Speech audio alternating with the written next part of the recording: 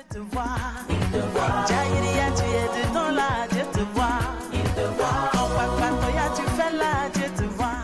Shalom à toutes les FVE, comment allez-vous aujourd'hui? J'espère que vous allez bien. Je suis la sœur Manassé et je suis là aujourd'hui pour vous parler de notre rencontre mensuelle. Alors, si tu me regardes et que tu souhaiterais participer à notre rencontre mensuelle, n'hésite pas à nous contacter, ce sera un plaisir pour nous de te recevoir. Alors, la dernière rencontre a eu lieu le 19 juillet dernier, donc le dimanche dernier, et on a eu comme invité le frère Dan Dassin, qui nous a partagé un magnifique message que je vais partager avec vous. À tout à l'heure. Shalom, shalom, les FVE, femmes dynamiques, des femmes que j'apprécie beaucoup. Je vois un peu comment vous entretenez entre vous, comment vous êtes en train d'évoluer dans la parole de Dieu. C'est vraiment, pour moi, c'est un miracle de voir des gens grandir dans la foi chaque jour. Et j'ai des bons retours de votre sœur Manassé. Aujourd'hui, j'aimerais vous parler de l'obéissance. Juste pour vous dire que l'obéissance est une des clés qui vous amène dans le royaume des cieux et c'est l'une des clés qui vous permet d'être béni également des bénédictions temporelles. Je ne vous parle pas d'obéir à ce que moi, le frère Dan, vous dit ou de ce que tel ou tel pasteur vous dit, mais d'obéir aux saintes écritures. Encore, pour obéir aux saintes écritures, il faut commencer par les lire. Car si vous ne lisez pas la parole de Dieu, vous tomberez dans la séduction de toutes sortes de doctrines. Il y a plein de doctrines de nos jours et les gens tombent facilement dans les mauvaises doctrines parce qu'ils n'ont pas le temps de lire la parole de Dieu. Donc quelqu'un va venir, il va prendre un petit verset, vous le donner et voilà, vous êtes dans une autre direction, vous allez dans une autre doctrine et vous vous éloignez de Dieu. Nous sommes en train de vivre dans des temps qui sont très prophétiques, dans lesquels la Bible dit, laissez-moi trouver le verset rapidement, dans 2 Timothée 3, 1 à 8, voici ce que la Bible dit. « Sache que dans les derniers jours, nous sommes dans les derniers jours, il arrivera des temps difficiles, car les hommes seront égoïstes, amis de l'argent, fanfarons, hautains, blasphémateurs, rebelles à leurs parents, ingrats, irréligieux, insensibles, déloyaux, calomniateurs, intempérants, cruels, ennemis des gens de bien, traîtres, emportés, enflés d'orgueil, aimant le plaisir plus que Dieu, ayant l'apparence de la piété, mais reniant ceux qui ont fait la force. Éloigne-toi de ces hommes-là. Il en est parmi eux qui s'introduisent dans les maisons et qui captivent des femmes d'un esprit faible et borné, chargées de péché, agitées par des passions de toute espèce, apprenant toujours et ne parvenant jamais à arriver à la connaissance de la vérité. Nous vivons dans des temps où les hommes ne craignent plus Dieu, ni les jugements de Dieu. On ne veut plus obéir à Dieu et l'on trouve toutes sortes d'excuses. Pour beaucoup, ils diront que l'esprit m'a convaincu de faire ceci, ou l'esprit m'a convaincu de faire cela, ou l'esprit m'a convaincu de ne pas faire cela. Alors que la direction qu'ils veulent prendre est contraire à ce que recommande la parole de Dieu. L'Esprit de Dieu ne s'oppose jamais à la parole de Dieu. L'Esprit de Dieu et la parole de Dieu travaillent tous deux pour le salut de l'homme. Ce que nous observons aujourd'hui, c'est que nous ne voulons plus écouter la vérité. Nous voulons seulement écouter ce qui nous plaît. Car la vérité de Dieu nous révèle souvent des choses qui vont à l'encontre de nos passions ou de nos propres désirs charnels ou des habitudes que nous avons eues ou des cultures dans lesquelles nous sommes nés. Parce que nous faisons toujours ça, nous ne voulons pas changer. Et on va parfois dire que l'esprit m'a convaincu que c'est de l'autre côté, alors que la parole te dit clairement, voici ce que tu vas faire. C'est pour ça que dans la Bible, toujours dans le livre de Timothée, dans 2 Timothée 4, au verset 1 à 5, on lit ceci. « Je t'en conjure devant Dieu et devant Yeshua HaMashiach, qui doit juger les vivants et les morts, et au nom de son apparition et de son royaume. Prêche la parole, insiste en toute occasion, favorable ou non, reprend, censure, exhorte avec douceur et en instruisant. Car il viendra, voici la partie qui est intéressante, car il viendra un temps où les hommes ne supporteront plus la saine doctrine. Les hommes ne supporteront, quand je dis les hommes, c'est hommes et femmes comprises. Je suis en train de lire 2 Timothée 4, 1 à 5.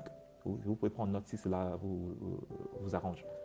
Car il viendra un temps où les hommes ne supporteront plus la saine doctrine. Mais ayant la démangeaison d'entendre des choses agréables, ils se donneront une foule de docteurs selon leurs propres désirs, détournant l'oreille de la vérité et se tournant vers les fables. Donc, ici la Bible dit que les gens vont avoir la démangeaison d'entendre seulement ce qu'ils veulent entendre. Qu'est-ce que les gens veulent entendre aujourd'hui? Ta voiture arrive, ton mariage arrive, ton diplôme arrive, ton travail, etc., etc. Et puisqu'on veut, c'est ça qu'on veut, on se donne une foule de docteurs. Qu'est-ce qui se passe? Le docteur vient vous séduire, il a besoin d'argent et vous dit donnez l'argent et vous aurez ce que vous voulez. Et vous séduisez mutuellement. Vous donnez l'argent pour que lui, il parle. Et il vous dira seulement ce que vous voulez entendre parce qu'il a peur de vous dire la vérité. C'est pour ça dans mon ministère, je ne prends pas l'argent. Je travaille pour subvenir aux besoins de mon ministère. Parce que quand j'ai vu des bons pasteurs, j'ai vu des grands hommes de Dieu tomber parce qu'ils avaient besoin d'argent.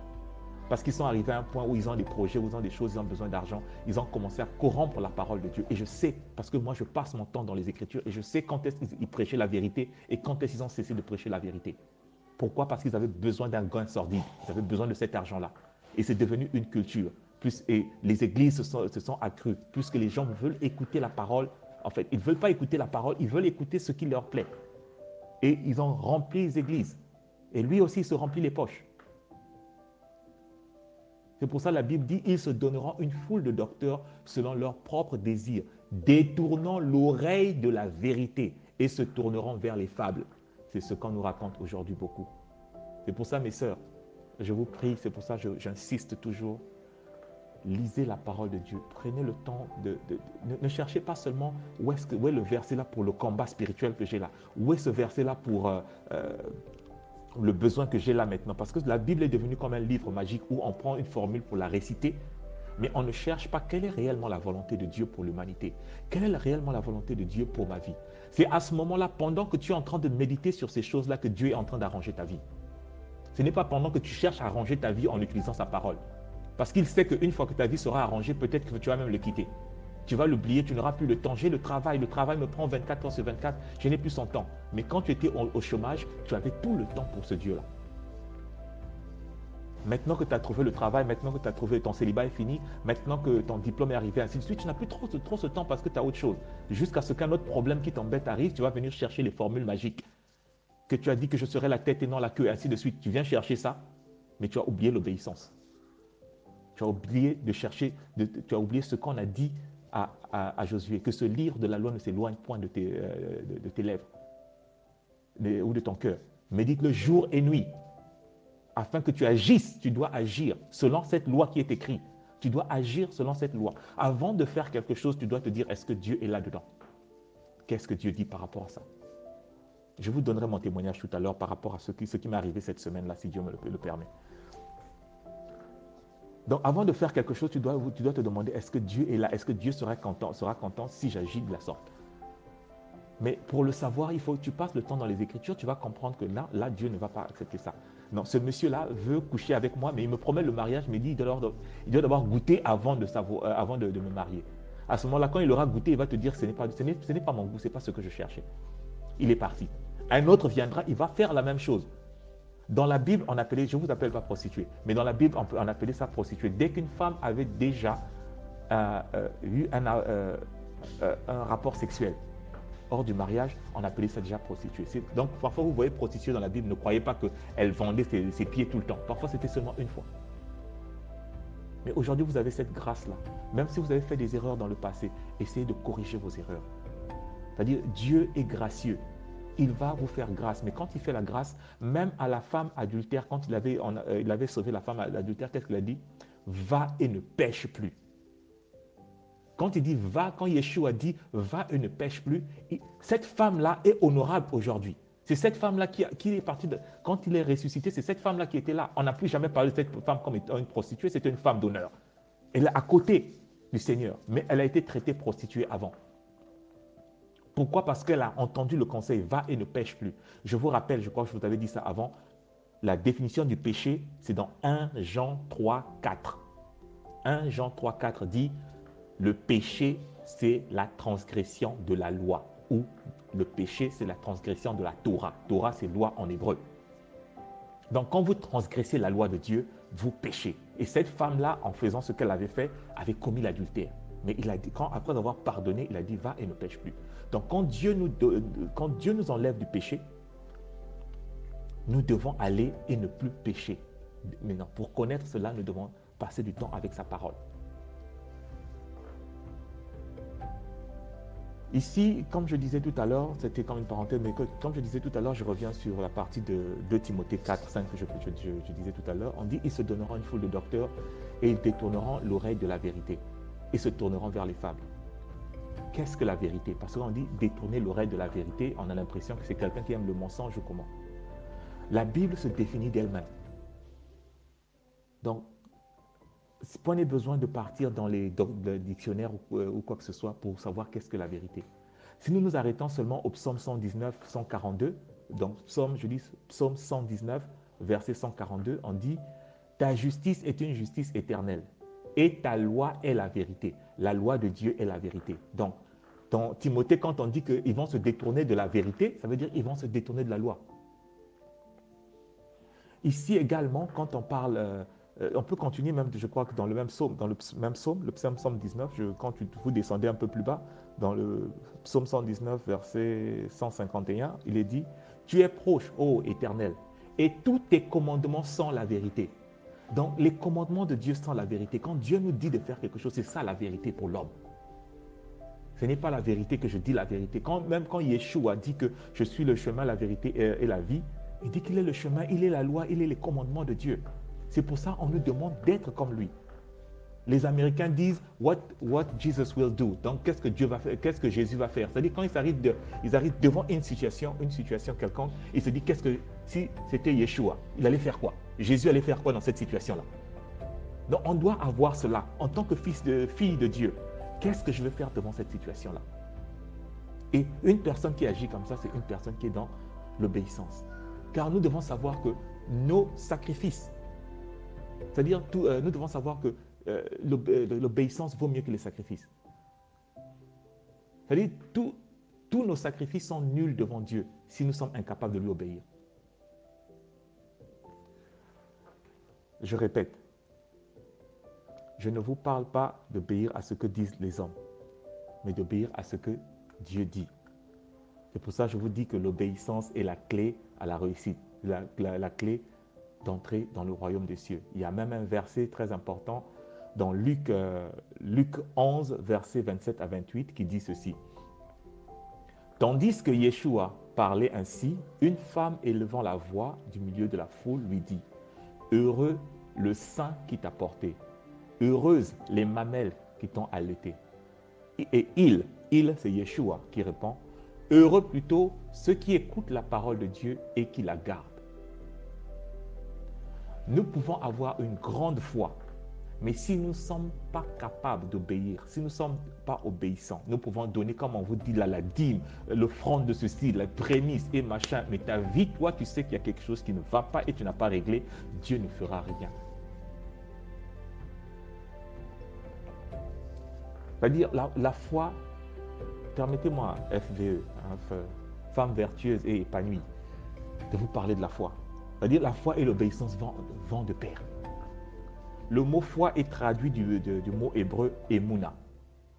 Donc, Emouna signifie fidélité et loyauté. C'est la fidélité ou la loyauté de l'homme envers la parole de Dieu. C'est l'adhérence de l'homme dans la volonté du Tout-Puissant. Si on veut, la définition la plus claire, c'est celle que vous connaissez en tout cas, on la lit tous les jours dans les églises. Hébreux 11.1.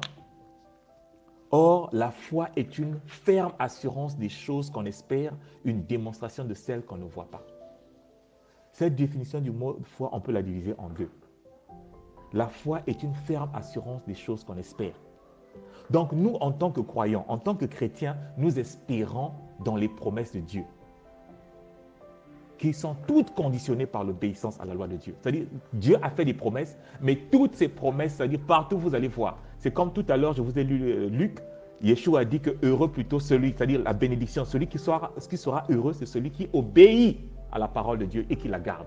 C'est-à-dire chaque fois que vous allez voir une promesse de bénédiction, vous verrez qu'elle s'accompagne toujours et toujours d'une condition, l'obéissance. Et chaque fois que vous verrez une malédiction, elle s'accompagne toujours d'une condition, la désobéissance. En tout cas, tout au long, vous commencez depuis Genèse jusqu'à Apocalypse, lisez la Bible et vous verrez que chaque fois que Dieu a promis quelque chose à son peuple, c'était par rapport à l'obéissance. Chaque fois qu'il a fait quelque chose à son peuple, c'était par rapport à l'obéissance. Et parfois, quand ils étaient proches de mourir, c'est là où il leur faisait grâce, que je vais quand même vous faire grâce là, mais après, j'attends que vous puissiez obéir. Donc, vous allez voir, il est très fréquent que dans les chrétiens de réciter Deutéronome 28. Hein, on vient là, on dit que tu seras béni. Deutéronome 28, verset 3, vous pouvez commencer même verset 3 à 8 ou je ne sais pas comment. Tu seras béni dans la ville, tu seras béni dans les champs, les fruits de tes entrailles, les fruits du sol seront bénis, ton troupeau sera béni, ainsi de suite. L'Éternel te donnera la victoire sur tes ennemis, ainsi de suite. Donc, on vient prendre ça. Mais nous oublions de lire le premier verset qui dit « Si tu obéis à la voix de l'Éternel, ton Dieu, si tu obéis à la voix de ton Dieu, en observant et en mettant en pratique tous ces commandements que je te prescris aujourd'hui. » Donc, c'est ça la condition. Donc, pour avoir la foi, cette ferme conviction et cette ferme assurance des choses qu'on espère, il faut d'abord être en accord avec la loi et les commandements et les préceptes de Dieu. Et ceci est répété à Josué. Dans Josué, on dit que ce livre de la loi ne s'éloigne point de ta bouche. Médite-le jour et nuit afin d'agir fidèlement selon ce qui est écrit, ainsi de suite. Car c'est alors que tu auras le succès dans ce que tu entreprendras. Vous voyez que la promesse du succès et des bénédictions sont directement liées à notre obéissance à la loi de Dieu. Si par exemple vous croyez que la loi de Dieu est abolie et que vous venez exercer votre foi sur ces promesses-là, je crains que vous ne soyez pas dans le bon endroit pour demander. Parce que vous avez dit la loi est abolie, mais la promesse est liée à la loi. La deuxième partie de cette définition du mot hébreu, je vais bientôt finir, de ce mot-là, est dans Hébreu 11, qui dit que c'est une démonstration des choses qu'on ne voit pas. Comprenez que la foi est une chose intérieure à l'homme. C'est-à-dire quand quelqu'un a la foi ou pas, s'il est dans le marché, vous ne saurez pas si cette femme-là a la foi ou non, ou cet homme a la foi ou non. C'est une chose intérieure, elle est invisible. Mais Dieu nous demande de démontrer notre foi par les œuvres. La foi ne peut être vue qu'au travers des œuvres. Yeshua dit, vous les reconnaîtrez à leurs fruits. Si la foi est mauvaise, les fruits seront mauvais. Si la foi est bonne, les fruits seront aussi de bonne qualité. Si nous continuons à lire Hébreu 11, nous verrons que tous ceux qui ont eu la foi, parce que dans Hébreu 11, on cite ceux qui ont la foi. Tous ceux qui ont la foi, on les a manifestés par les œuvres. C'est-à-dire, ils ont obéi. Dieu a dit de faire quelque chose, ils ont fait. Par exemple, on nous dit que Abraham obéit à Dieu et est parti pour un pays lointain. De même, Noé a obéi par la foi. Et sa foi, on voit, il a construit un arche parce qu'il avait compris ce qui était dans son cœur. Il l'a manifesté par l'obéissance en construisant un arche. Sarah également, à un âge avancé, elle a eu la foi, ainsi de suite. Et même dans Jacques, ce que dit Hébreu là rejoint ce que Jacques 2 dit. Je crois que c'est Jacques 2. Attends, je trouvais là rapidement là. Excusez-moi. Jacques 2, 18. On va commencer à 18 jusqu'à 20, 26. Mais quelqu'un dira, toi tu as la foi et moi j'ai les œuvres. Montre-moi ta foi sans les œuvres et moi je te montrerai la foi par mes œuvres. Veux-tu savoir, ô homme vain, que la foi sans les œuvres est inutile? Comme le corps sans âme est morte, de même la foi sans les œuvres est morte. Voilà. Donc il vous faut avoir cette obéissance-là. Si vous n'obéissez pas, vous n'allez pas arriver loin. Je vais finir juste par vous demander, par vous montrer, en fait, vous raconter un petit témoignage de ma part. Je travaillais jusqu'à vendredi dans une société minière. Et dans cette société minière, bon, moi je garde le Shabbat. Pour moi, je dis que le Shabbat c'est un jour sacré, c'est ce que la parole de Dieu me dit partout. Nouveau Testament, Ancien Testament, Yeshua a gardé le Shabbat quand même. Donc on dit de ne pas travailler ce jour-là. Et c'est ma foi, c'est comme ça que je suis depuis, je sais pas, plus d'une dizaine d'années. Et là, il y a eu le coronavirus, tout le monde, les gens sont en train de perdre le boulot. Et mon contrat vient de finir, on n'a pas pu le renouveler. Ma patronne m'a donné une journée pour réfléchir. Je peux te donner un emploi, mais tu dois aller dans les mines, ce qui veut dire que dans les mines, il faut aller 8 jours là-bas et 6 jours revenir en ville ici. J'habite en Australie. Donc, mais si je suis 8 jours dans les mines, je dois travailler pendant les 8 jours. Donc, le Shabbat, je vais travailler aussi. Et j'ai dit que je ne peux pas. Le Shabbat, c'est le jour où j'étudie la parole de Dieu. C'est le jour où c'est consacré pour faire la parole de Dieu. Les autres jours, même si je n'ai pas eu le temps de prier vite, j'ai prié vite, je n'ai pas eu le temps de prier. Mais le jour du Shabbat, c'est là où je passe le temps pour prier, pour enseigner, pour m'enseigner moi-même, pour enseigner mes enfants. Je ne peux pas sacrifier ce jour-là. Et cette dame-là m'a dit, ok, je te donne 1 mois de plus. Donc, elle m'a donné 1 mois jusqu'à hier. Et apparemment, si j'allais dans les mines, on devait augmenter mon salaire de plus de 20%. Alors que tout le monde est en train de perdre le boulot. Même dans la société où je suis, des gens sont en train de partir. On est en train de couper les employés parce que le coronavirus a fait ses effets. Je n'ai pas eu peur. En fait, j'ai eu peur, c'est vrai, mais je me suis confié au Seigneur. J'ai dit, Seigneur, voilà, je ne peux pas travailler, c'est la foi que j'ai en toi. Je ne peux pas travailler, il n'y a plus de travail, c'est difficile, les gens sont en train de perdre leur boulot, je fais comment? Et ici, on me propose, si je vais travailler, on va ajouter près de 20% dans mon salaire. Donc, imaginez-vous, si vous gagnez 1,2 million, par exemple, ou 1,3 million, on vous ajoute 20%, ça vous fait combien? Donc, je me dis, on va m'ajouter dans le salaire. Voilà, j'ai besoin d'argent. C'est vrai, nous vivons dans une société où il faut payer les factures par-ci, par-là, et on a envie de souffler un peu. Donc, je me dis, c'est une aubaine. Mais en même temps, je me dis, je médite la parole de Dieu, je me dis, je ne peux pas accepter ça, c'est une tentation.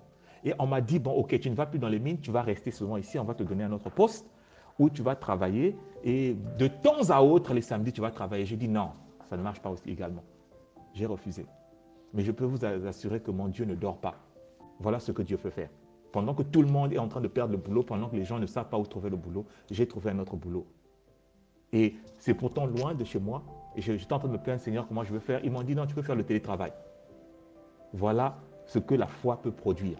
Voilà ce que l'obéissance peut produire. J'ai obéi, je me suis mis dans une situation difficile, mais le Seigneur a permis que je puisse sortir de là. Que le Seigneur vous bénisse. J'espère que cette petite exhortation va vous faire du bien. Ça va aider plus d'une personne à entrer dans l'obéissance à la parole de Dieu et exercer sa foi réellement.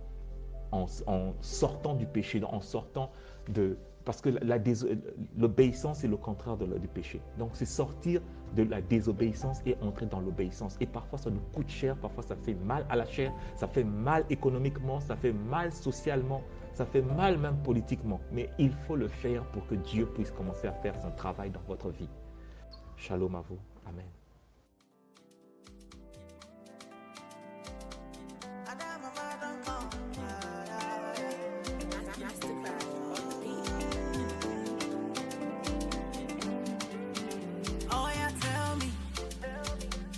If you're blessed, can you hide it?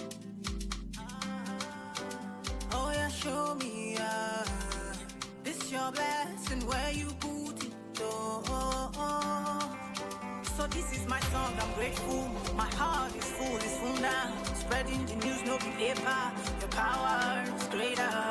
Now I'm telling my story, the story of glory to glory. Instead of crawling, I'm flying, I'm flying. Everything.